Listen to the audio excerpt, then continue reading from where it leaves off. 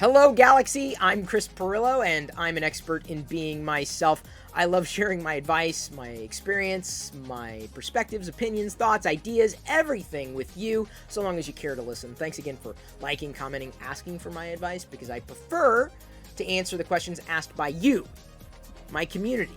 You're the ones who are actually paying attention, so I've got to give you my attention. But one size does not fit all, so if you have got a different opinion or a different perspective, feel free to let me know or share it with the rest of the community, because, that might expand my ideas and thoughts and experiences.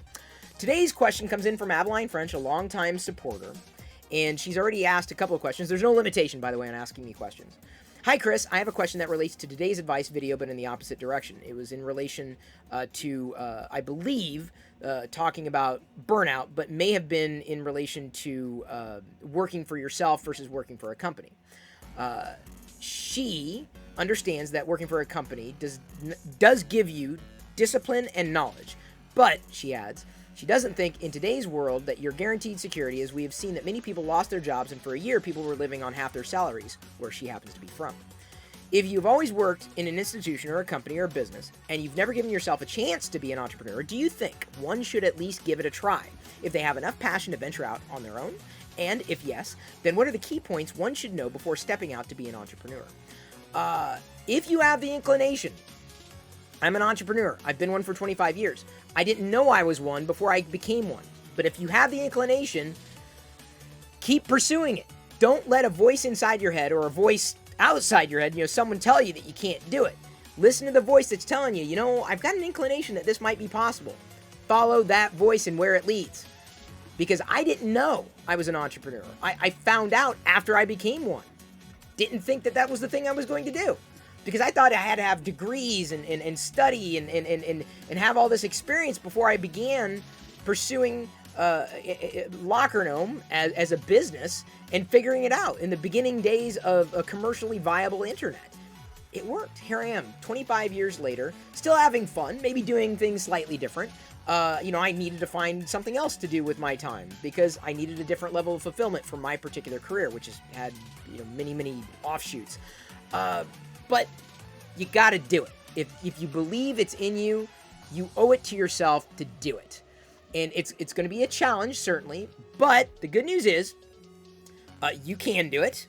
And you don't have to follow anybody's path but your own. It's the same thing with anybody's career, right? Whether it's you're going independent or not. So there's no perfect way to do what it is you're looking to do. There are many ways to likely do the thing that you're looking to do. But the only way of knowing what's going to work for you or what isn't is doing it, okay? I'm not going to fill your head with all my entrepreneurial tips right now.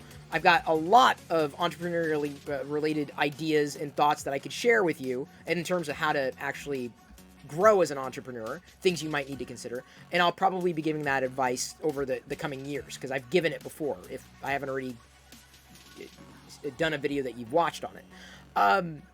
Another thing that you may want to consider, and this is not comprehensive. Anybody else got any entrepreneur tips, they can drop them in the comments. Have a backup plan before you start going down the path of independence, because there are many things that can go wrong. There are probably just as many things that could go wrong as an entrepreneur, if not more, because you are the judge, jury, and executioner. Like, you're everything. Like, you got nobody potentially working with you or for you at the beginning, making it more difficult, because you got to take on a lot more stress, different stress, than you do when you're working inside a traditional company. There are stresses, certainly, in a traditional environment, but you've got to have a backup plan, which I'd recommend even if you work for a company, but knowing what you're going to do. If you don't achieve this particular goal at this particular date, then you're going to do this. There's the fail-safe, right? Because that way you haven't backed yourself into a corner if you decided to take this path. And I say that because many people who do decide to take that path, they may experience initial success. Like, oh my God, I did this. I posted a video to YouTube and I got 1 million views. I'm going to quit my job. I'm going to become a full-time YouTuber. Yeah! Ooh. Slow down, buckaroo. It could just be temporary. Like, one video is not going to make a career. One sale is not going to do it for you. You know, for you to achieve any degree of stability as an entrepreneur, you have to have at least 3 solid legs to stand on, not one. So, you know, have a backup plan ready to go, or start formulating. Even if you don't have it, know that you need one before you're able to pursue that path of independence. In conjunction with that, you're working for somebody right now. Moonlighting is probably the wrong word, but the term that's used nowadays is side hustle. I don't like that word because it implies that you always need to be working. I don't think that's practical. I don't think that's healthy. I don't think hustle is the right word to use either when it comes to pursuing your passions and dreams.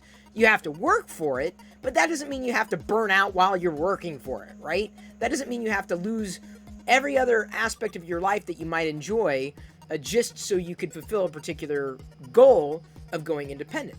So, if you have the opportunity to create a business separately, sell things, if that's what you're deciding to do, make things, if that's what you're deciding to do, and you have that option, I would exercise that. Again, you can't take away from the time that you've already dedicated to your job, because that would not be fair to your job, to your coworkers, to the business. It would basically be kind of I don't know how you would be set up, because everyone's got a different job, and I don't want to know, a terrible amount of details here or from anybody.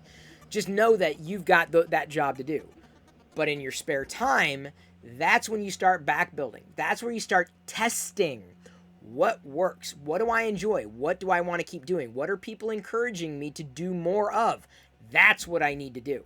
But you can't not easily jump from one to the other without fully establishing that you've got a viable path to profitability, not just generating revenue, but covering your base. You can't do it otherwise. Now, you could go out and you can get loans, you could find investors, you can do all that. I wouldn't go down that path. Everyone's got a different path that they're going to follow, but I'm a big fan of being independent. In fact, people who have taken funding will tell you more often than not, if you have an option, do it yourself, because then you're not beholden to anybody but yourself. But it will take work, and it will take time, and it will take a nest egg. So make sure you have enough built up so that when you make that transfer, you've got enough runway so that if things don't work out the way you expect, you know you're not backed into a corner, and you have other options. And one of those options may very well be going into a traditional job or finding a completely different career. Just know what that's going to be. Understand that you're coming upon entrepreneurship at an amazing time in history. And I felt the beginning of this with the inception of the internet. That's when I got started, because I saw so much promise and potential in being able to share my passions and ideas and thoughts with the rest of the world before the rest of the world knew that was even a thing that you could do, right? This predates blogging, right? It's that old.